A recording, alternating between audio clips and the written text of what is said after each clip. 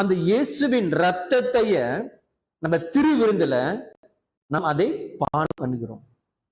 இயேசுவின் கிறிஸ்துவின் சரீரத்தை நம்முடைய திருவிருந்துல நாம் புசிக்கிறோம்.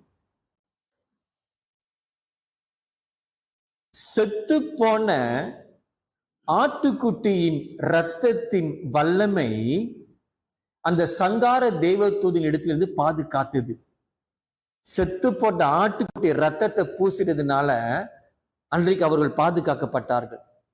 இன்றைக்கு ஜீவனுள்ள இயேசுவின் இரத்தத்தை சிலுவையில் சிந்தி அந்த இரத்தத்தின் கீழ் பாதுகாக்கப்பட்ட சபையானது எப்படி ஆண்டவர் ஆக்கினை தீர்ப்புக்குள் அவர்களை கொண்டு போக முடியும்?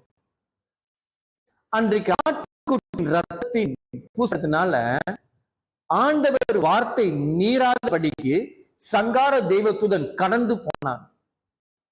இன்றைக்கு இயேசுவின் இரத்தத்தால் தரிக்கப்பட்ட நமக்கு தேவனுடைய ஆக்கினை தீர்ப்பு வராதபடிக்கு இயேசுவின் இரத்தம் நம்மை பாதுகாத்தது என்கின்ற சத்தியத்திலே நாம் விசுவாசமாக இருக்க வேண்டும்.